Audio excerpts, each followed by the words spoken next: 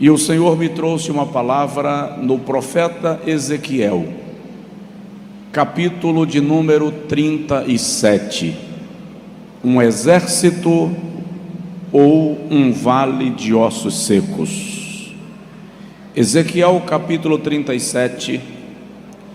Normalmente eu não leio muitos versículos, mas hoje eu quero ler do versículo 1 até o versículo 10. Se o irmão puder deixar a sua Bíblia aberta durante a reflexão, eu acho que vai lhe ajudar bastante. E se o irmão tiver o hábito de riscar, escrever, anotar, rabiscar a borda da sua Bíblia. Se você for do tipo que não gosta de riscar a Bíblia, porque gosta dela limpinha, bonitinha, arrume um jeito de anotar alguma coisa, porque o Espírito Santo vai falar conosco nesta noite, em nome de Jesus. Bom vê-lo. Deus abençoe. Ezequiel capítulo 37, versículo 1 diz assim: Veio sobre mim a mão do Senhor, e Ele me fez sair no Espírito do Senhor, e me pôs no meio de um vale que estava cheio de ossos, e me fez passar em volta deles.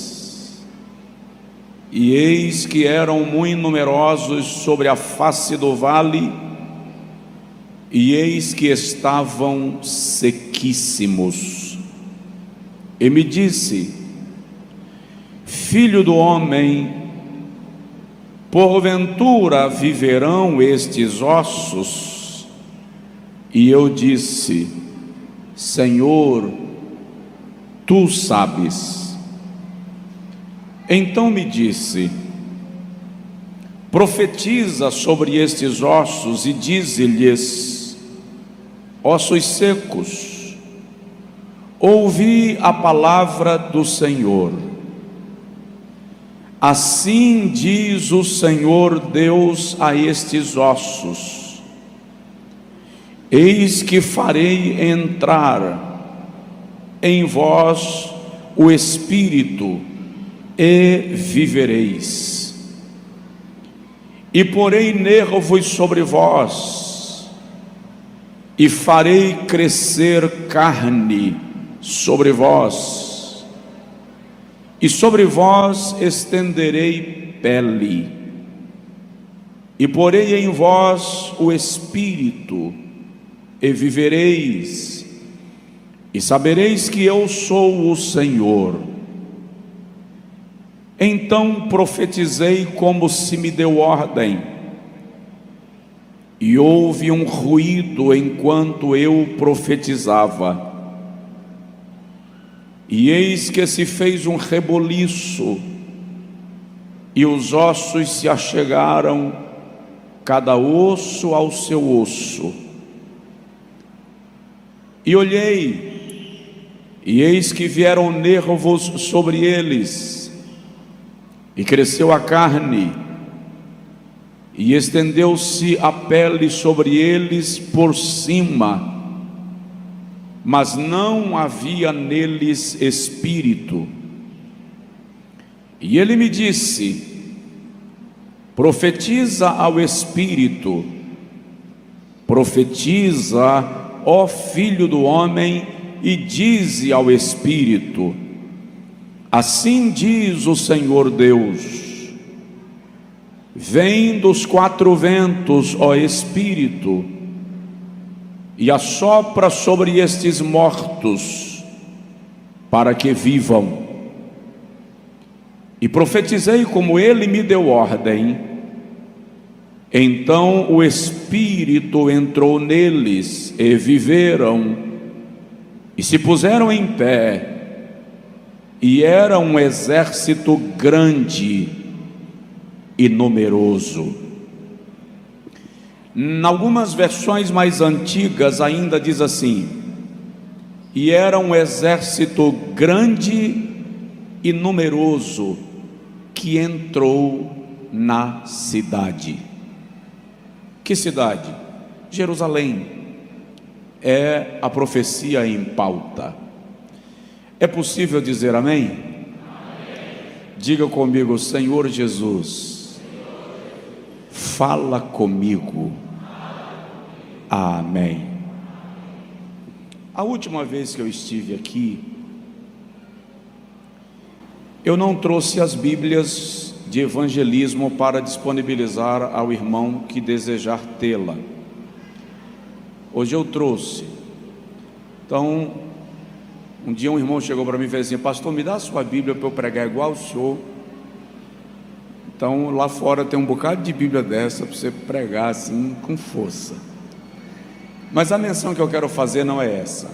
Em língua portuguesa, esta versão é considerada a mais antiga, portanto, a mais arcaica. Quando o assunto é Bíblia, quanto mais arcaica a versão, mais próximo você está da mensagem central do texto. Há alguns anos atrás eu ganhei uma Bíblia de presente, lá na Inglaterra. A Universidade de Oxford estava retirando alguns volumes que ela tivesse em excesso. E havia uma Bíblia, uma versão de 1612. E eu ganhei uma. Ok. E eu ganhei uma. Para trazer, quase eu pago excesso de bagagem, porque ela deve pesar mais ou menos uns 17 quilos. E o texto, esse texto nela encerra dizendo: um exército grande e numeroso que entrou na cidade. Deus não faz um milagre na sua vida sem ter como propósito te enviar a algum lugar, para alguma missão e com um propósito. Porém, o propósito só se cumpre quando o Espírito entra. Vou repetir: o propósito só se cumpre quando o Espírito entra. Ezequiel é um dos cativos espalhados no território do império, um dos cativos de Judá. De algum modo se entende que o ministério profético de Ezequiel desponta no período do cativeiro. Ele começa dizendo no capítulo 1 que ele estava às margens do grande rio, e às margens do grande rio ele diz: eu vi visões de Deus. De modo incrível, a primeira visão de Ezequiel não tem nada a ver com a terra. A primeira visão de Ezequiel tem tudo a ver com o céu. Ele vê o trono de Deus e os seres viventes que se movem em redor do trono, revelando a glória de Deus. Posteriormente, lá no Apocalipse 4, a gente vai entender quem são os seres que Ezequiel vê no capítulo 1. São querubins que estão diante do trono e dançam, bailam, se movem de forma sobrenatural, extraordinária, orquestrada e harmoniosa, revelando a grandeza da glória de Deus. Mas os querubins são mais ainda. eles são os guardiães dos oráculos de Deus, os guardiães dos mistérios da salvação. Não é por acaso que na visão de Ezequiel e na visão de João, um tem o rosto de um homem, outro tem o rosto de uma águia, outro tem o rosto de um boi e o outro tem o rosto de um leão. Também não é por acaso que nos 4 evangelhos, em um Jesus é representado como rei e leão, no outro ele é representado como servo e bezerro, boi, no outro ele é representado como filho do homem e portanto o rosto de um homem, e no último, no Evangelho segundo João, ele é representado pela águia, porque ele é o verbo, ele é eterno, ele está acima da humanidade. O que isso tem a ver com Ezequiel 1 e Apocalipse 4? Tudo. Os querubins são os guardiães dos fundamentos do plano da redenção, do evangelho da salvação.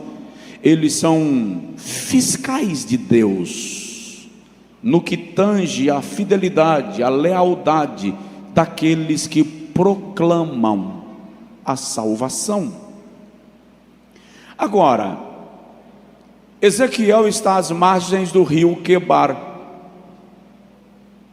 E às margens do rio Quebar, ele tem uma terrorosa visão.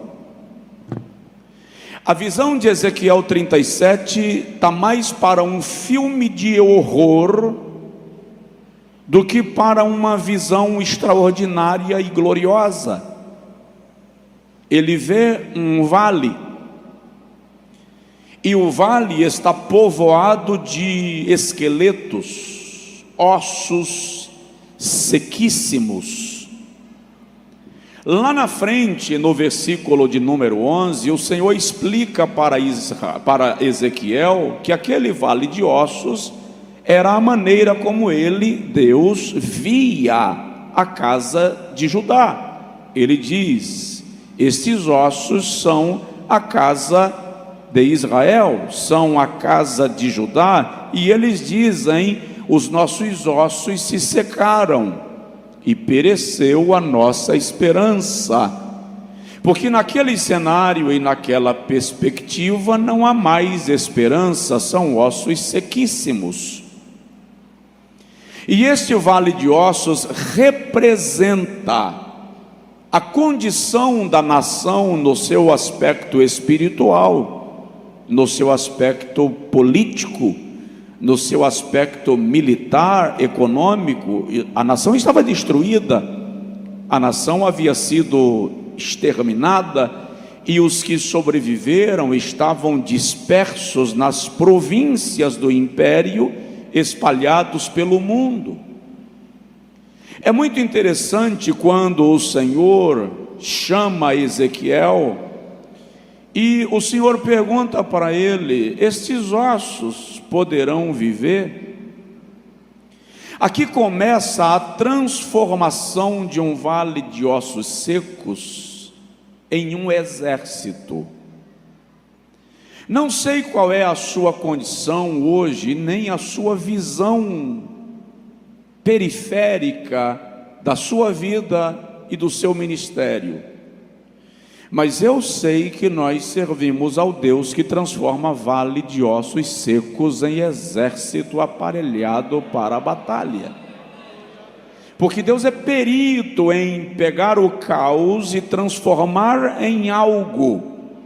Ele é perito em resgatar o perdido, o destroçado, e fazer conforme parece bem aos seus olhos fazer.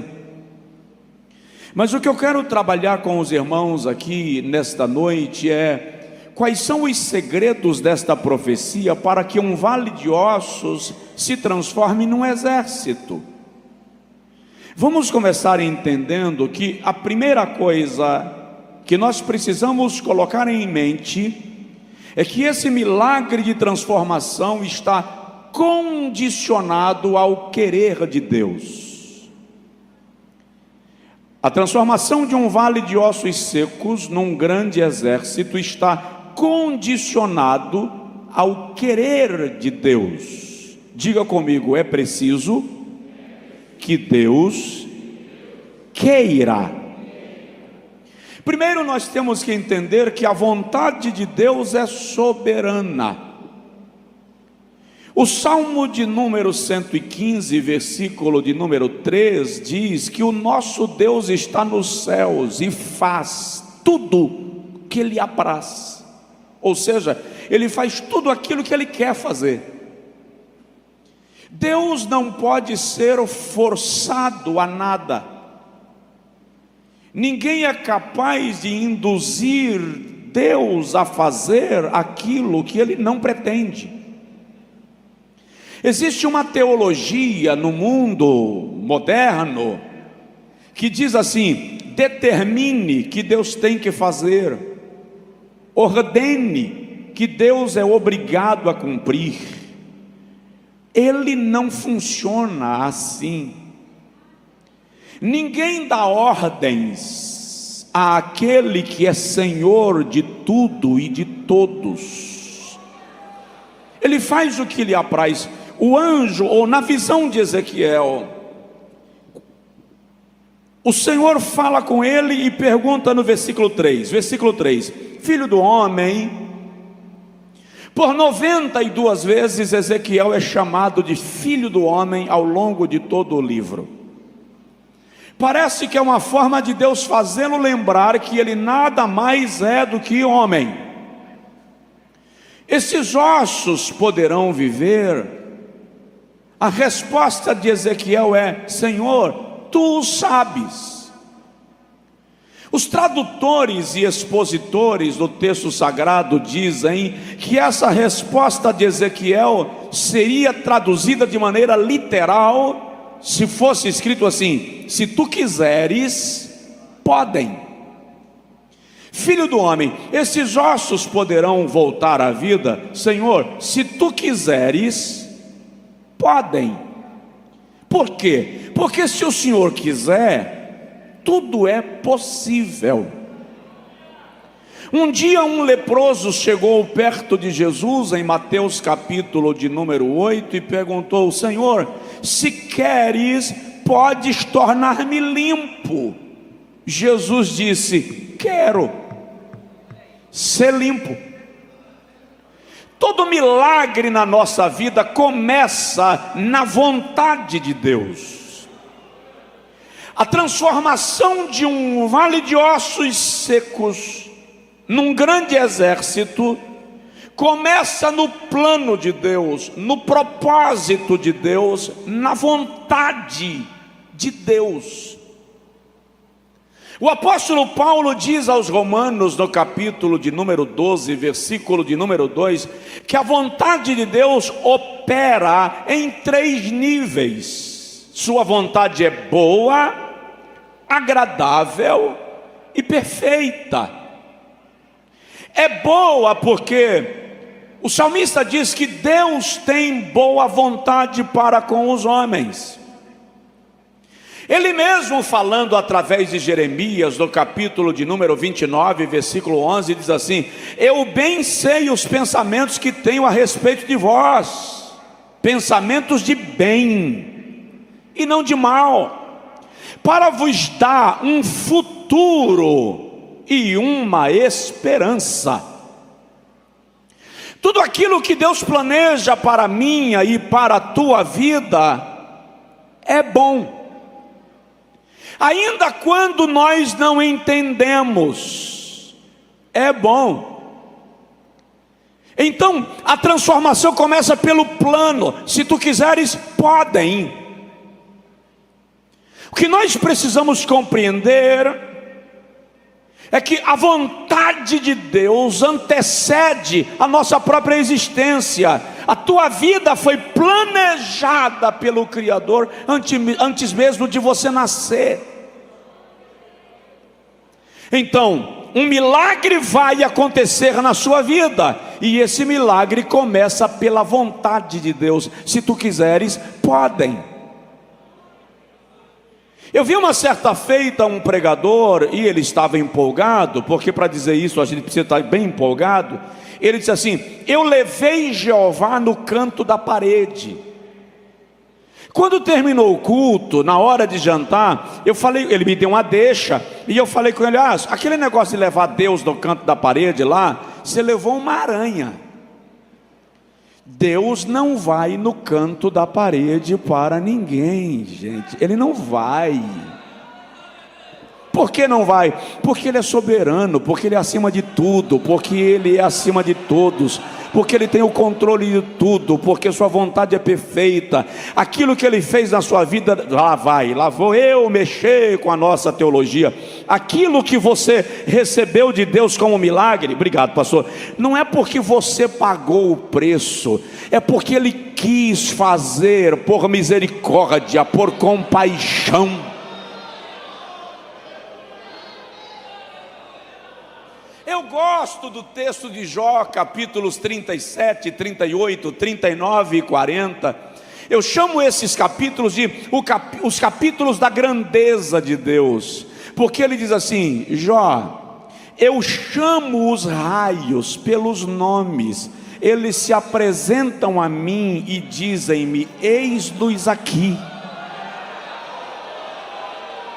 Jó, eu digo à relva: brota, e ela brota. Depois eu digo: murcha, e ela murcha. Olha, Jó, eu digo aos rios: venham, e eles saem das rochas. Depois eu lhes digo: parem, e eles congelam pelo sopro da minha boca. Vontade soberana, vontade perfeita. Esta vontade de Deus é o que faz o mundo girar, é o que coordena as funções da natureza. Então eu vou dizer a você nesta noite: o milagre que te transforma de osso seco a soldado, que te faz de vale de osso em exército, começa no plano eterno de Deus. Se tu quiseres, podem. Aleluia. Se não for pedir muito, dá um toque de leve assim na pessoa do seu lado e fala com ele assim: é porque Deus quis.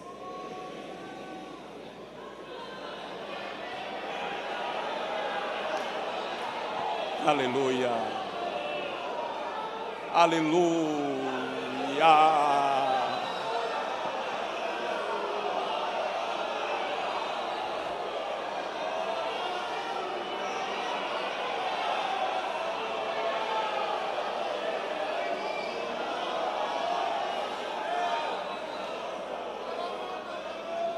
Ele levanta quem Ele quer, Ele abate a quem Ele quer.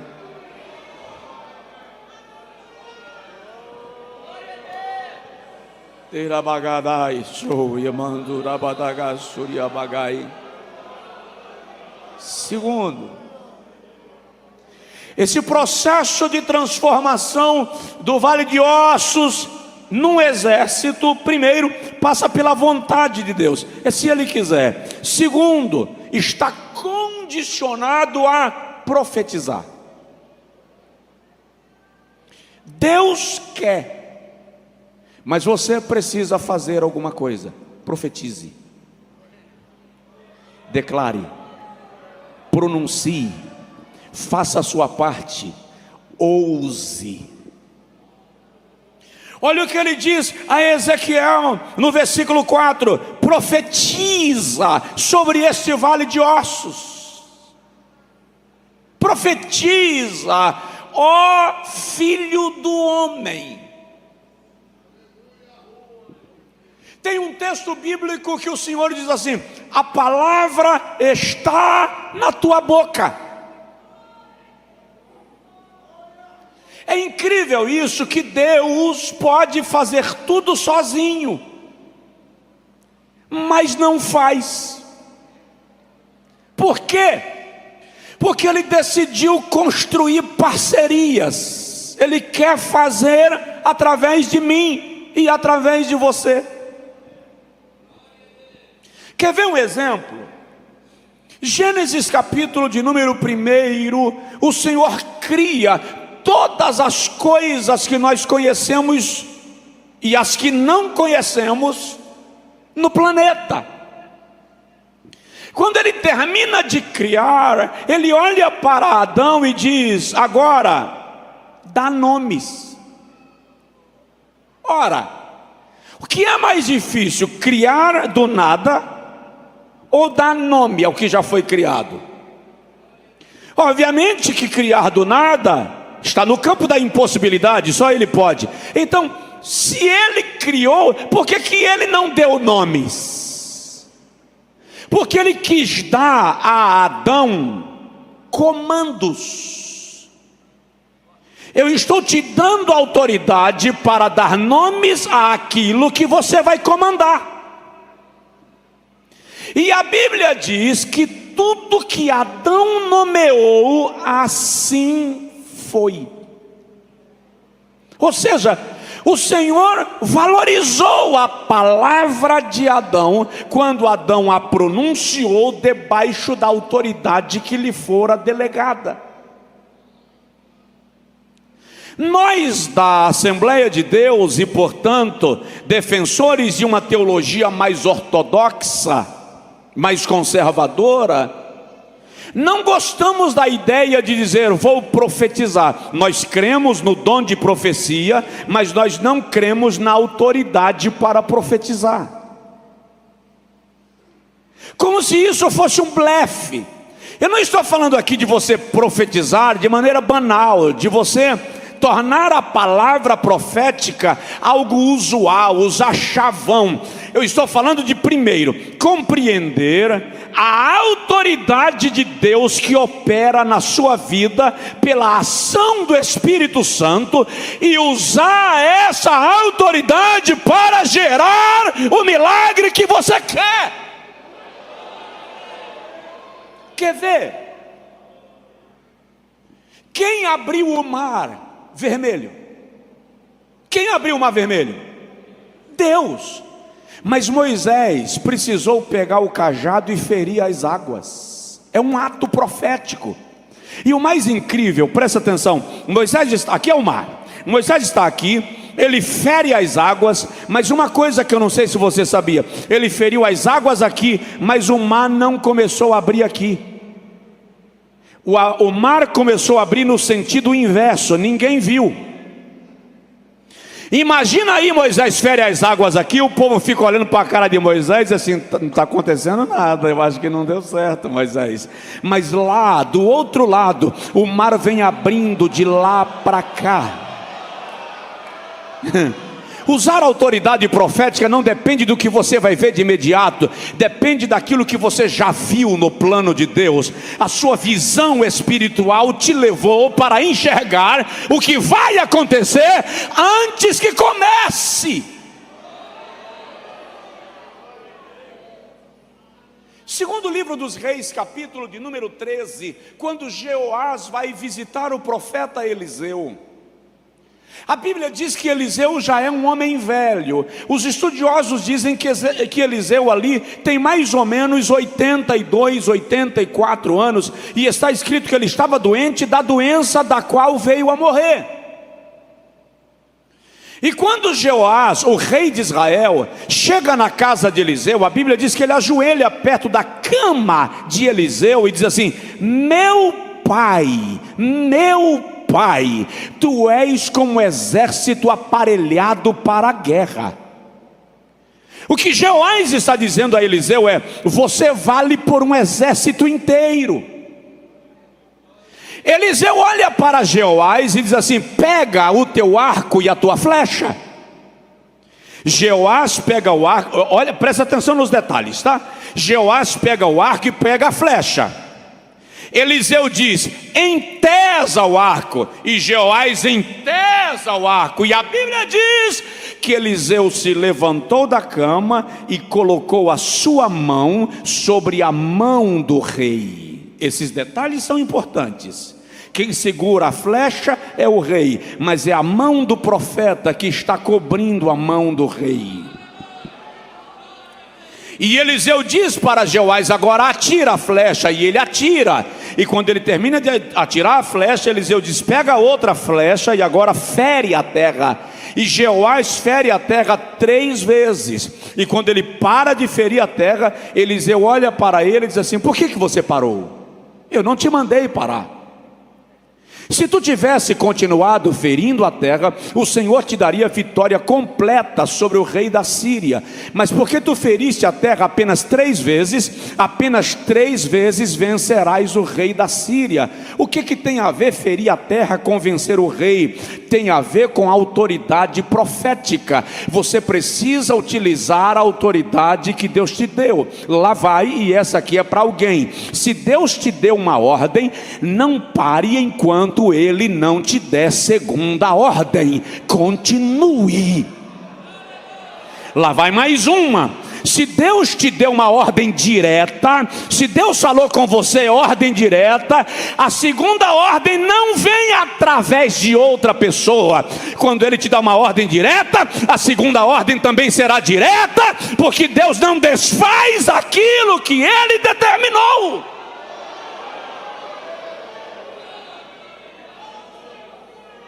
Deus fala comigo, e agora vem alguém que Deus usa para me dizer o contrário. Eu já vi um profeta ser morto por um leão por causa disso. Porque o Senhor diz para ele: não bebas água aqui, não coma aqui, não receba presente aqui, e nem volte pelo mesmo caminho. Quando ele terminou de fazer a obra, chegou outro profeta e disse: mas Deus também fala comigo e me diz para você comer aqui, para você beber água aqui e você receber presente. Quando ele termina de fazer tudo isso, o leão o mata. Presta atenção, se Deus falou direto com você sobre algo, não fique esperando Ele trazer ninguém para falar a segunda vez. Ele falou com você. Se Ele tiver mais algo para falar, Ele vai falar com você. Tem alguém aqui? Estou sendo radical demais? Use a autoridade profética. Na cidade onde o Senhor está pastoreando, no bairro onde o Senhor está pastoreando, use a autoridade profética.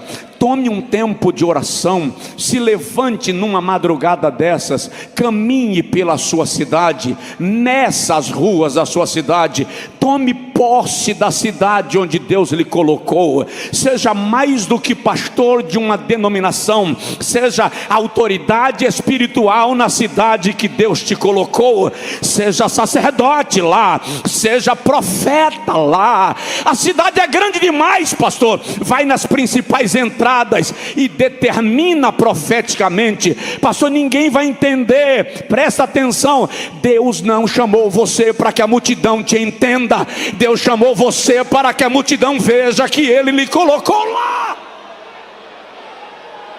Profetiza.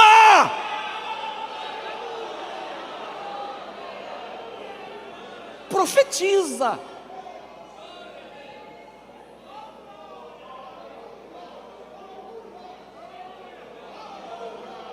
Tem um vale de ossos secos para ser transformado em exército. Ah, pastor, se o senhor soubesse onde é que eu estou pastoreando, se o senhor soubesse para onde o meu presidente me mandou, se o senhor soubesse onde eu estou, que é pedra sem água, o senhor não estaria dizendo isso. Eu estou lhe dizendo exatamente porque eu sei que aquele que ordena profetizar sabe onde está o lençol de água debaixo da rocha. E se ele te mandou para lá, ele tem um propósito, e ele vai cumprir o propósito para o qual te enviou. Vamos mais um pouquinho. Eu não vou demorar muito. Eu vou deixar para demorar um pouquinho mais amanhã. Hoje é a abertura, né? Hoje é só a entrada. Sabe quando você vai naqueles restaurantes arrumados, que antes de servir o jantar eles te trazem a entrada? Uma torrada, uma azeitona, uma geleia. Hoje é só a entrada. Então vamos lá. A transformação do vale de ossos secos em exército, primeiro, depende da vontade de Deus, do querer de Deus. Segundo, está condicionado a profetizar. Terceiro segredo para o vale de ossos virar exército, está condicionado a organização. Deixa eu ser chato e te dizer que eu não acredito na operação de Deus onde não há organização.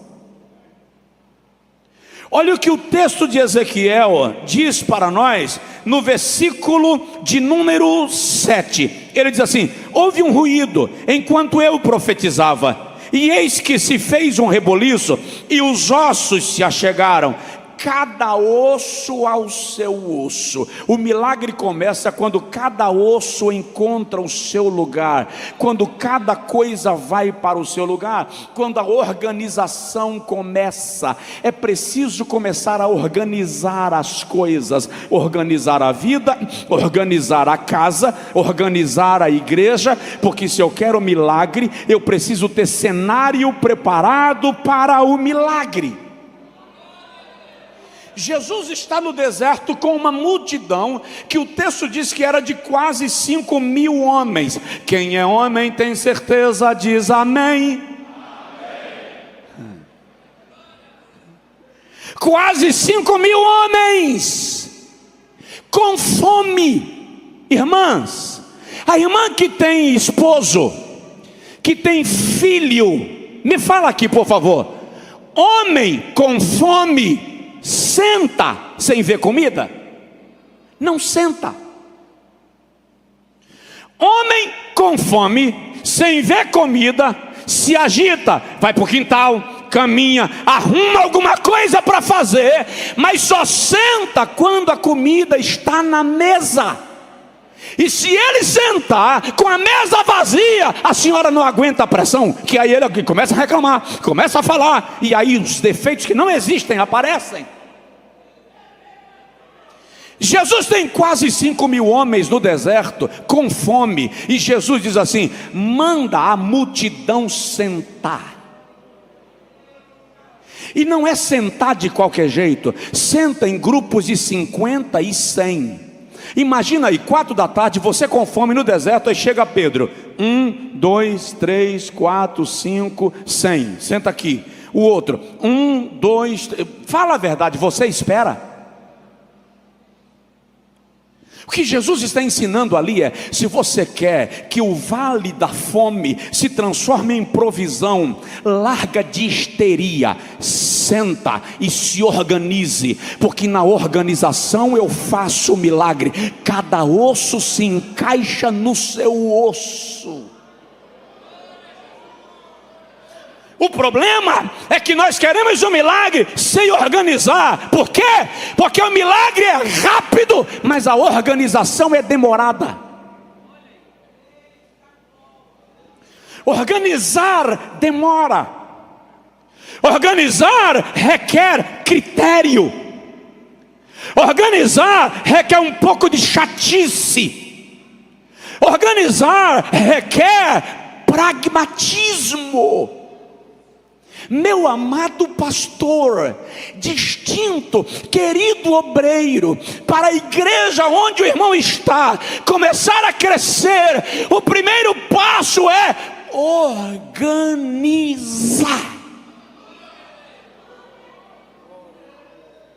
Arrumar a casa. E sabe uma informação chata que toda dona de casa conhece? É impossível organizar sem desarrumar. É impossível organizar sem bagunçar. Ninguém faz faxina na casa sem tirar os móveis do lugar. Cadeira vai para cima da mesa, sofá da sala vai para outra sala, poltrona vai para a varanda, a cama levanta. Se alguém chegava a dizer: houve um terremoto, a dona da casa diz: não é terremoto, é arrumação. Tem coisa na sua vida que parece que está havendo um terremoto, parece um vendaval, e na verdade não é terremoto, é Deus desarrumando as coisas para organizar.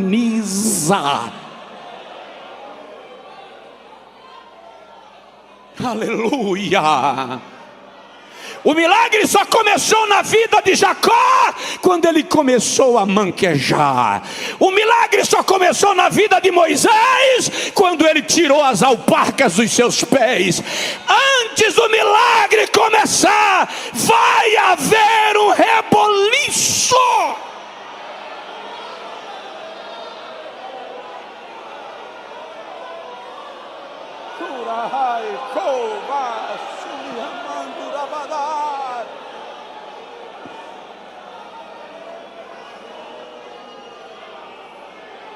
E não é reboliço para mal, é reboliço para bem. Qual? Obrigado.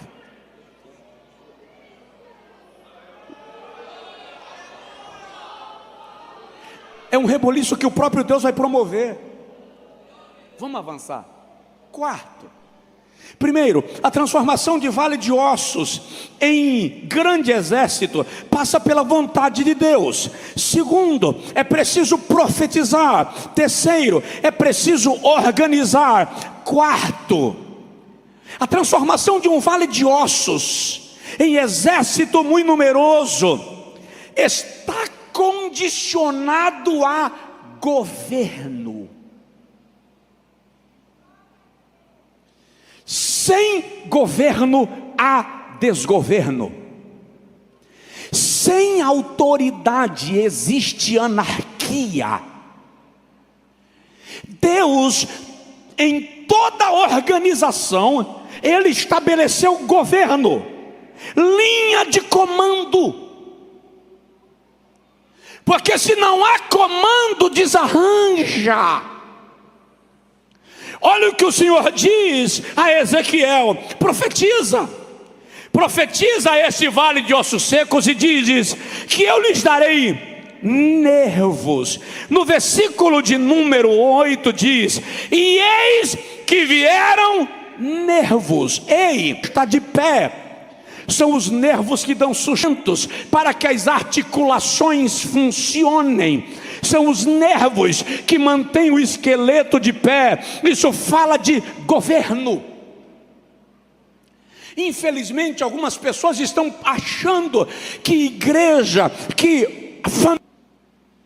Deus não é desorganizado. Um escritor americano disse que Deus, quando quis se fazer visível em todas as partes, estabeleceu líderes para organizar. Veja que Eliseu chega para o rei e diz: entesa o arco, e ele entesa, e a mão de Eliseu vem e cobre a mão do rei. Isso é governo, comando, princípio de autoridade.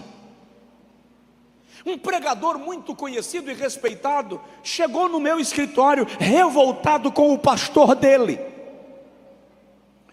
Ele estava chateado com o pastor dele, e ele estava chateado, revoltado, falando algumas coisas, e disse: eu não vou me submeter. Ele estava com algumas decisões tomadas e veio pedir a minha orientação. Quando ele estava falando, eu levantei. Ele estava sentado e eu levantei, cheguei em cima da cabeça dele. Vocês aqui em Pernambuco sabem o que é cascudo? Dá cascudo? Pronto, eu cheguei em cima da cabeça dele, mas eu dei um cascudo bem dado. Quando eu acertei, ele levantou nervoso: que é isso, pastor? Eu vou lhe pedir um conselho, o senhor me bate. Eu disse: senta. Senta. Eu só comecei. Ele sentou chateado. Eu coloquei a minha mão na cabeça dele e dei outro cascudo. Perguntei para ele: qual doeu mais, o primeiro ou o segundo? Ele disse: o primeiro. Eu disse: mas o segundo deveria doer mais, afinal de contas a cabeça já está dolorida, está sensível, então o segundo doeria mais. Por que o segundo doeu menos? Ele disse: você botou sua mão na minha cabeça. Eu disse: exatamente. Quando você tem alguém com a mão na tua cabeça, você até apanha, mas dói menos do que doeria se você não tivesse ninguém te dando cobertura. Entenda isso: o reino de Deus funciona com governo. Por isso ele estabelece governos na família, governo nas instituições, governo nas organizações, governo na igreja. O problema é quando a gente não sabe o que significa governar, porque tem gente que pensa que governar é tiranizar, tem gente que pensa que governar é oprimir, tem gente que pensa que governar é atropelar. Ei, governar é sair na linha de frente para que aqueles que são liderados te acompanhem, porque confia na segurança do governo.